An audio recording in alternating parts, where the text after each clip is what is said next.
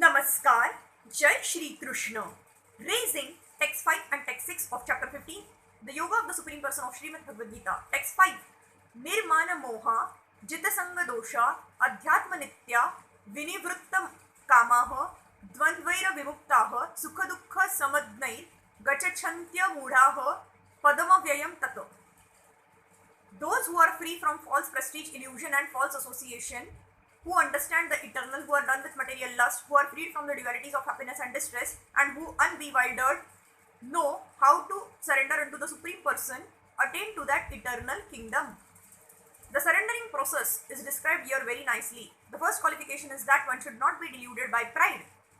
Because the conditioned soul is puffed up, thinking himself the Lord of material nature, it is very difficult for him to surrender unto the Supreme Personality of Godhead. One should know by the cultivation of real knowledge that he is not Lord of material nature. The Supreme Personality of Godhead is the Lord. When one is free from delusion caused by pride, he can begin the process of surrender. For one who is always expecting some honor in this material world, it is not possible to surrender to the Supreme Person. Pride is due to illusion, for although one comes here, stays for a brief time and then goes away, he has the false notion that he is the Lord of this material world.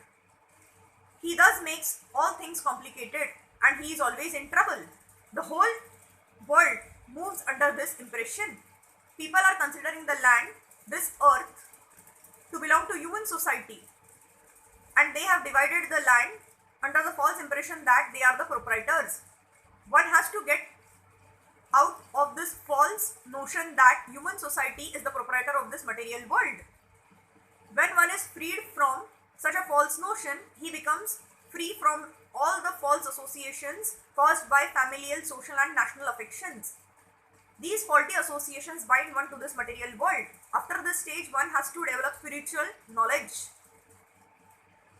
One has to cultivate knowledge of what is actually his own and what is actually not his own. And when one has an understanding of things as they are, he becomes free from all dual conceptions such as happiness and distress, pleasure and pain. He becomes full in knowledge. Then it is possible for him to surrender to the Supreme Personality of Godhead. Text 6. Na tadabhasayate suryo na shashanko na pavakaha yada gatva na nivartante tadadhama paramam mama. The supreme abode of mind is not illumined by the sun or moon nor by fire or electricity. Those who reach it never return to this material world. The spiritual world, the abode of the Supreme Personality of Godhead Krishna, which is known as Krishna Loka, Goloka Vrindavan, is described here. In the spiritual sky, there is no need of sunshine, moonshine, fire or electricity because all the planets are self-luminous. We have only one planet in this universe, the sun, which is self-luminous. But all the planets in the spiritual sky are self-luminous. The shining effulgence of all those planets called Vaikunthas constitutes the shining sky known as the Brahma Jyoti. Actually, the effulgence is emanating from the planet of Krishna, Goloka Vrindavan. Part of that shining effulgence is covered by the Mahat Tattva, the material world. Other than this, the major portion of that shining sky is full of spiritual planets which are called Vaikuntha, chiefly which is called Goloka Vrindavan.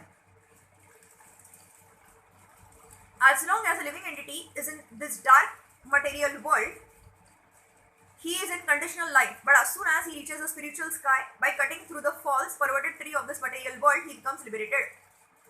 Then there is no chance of his coming back here.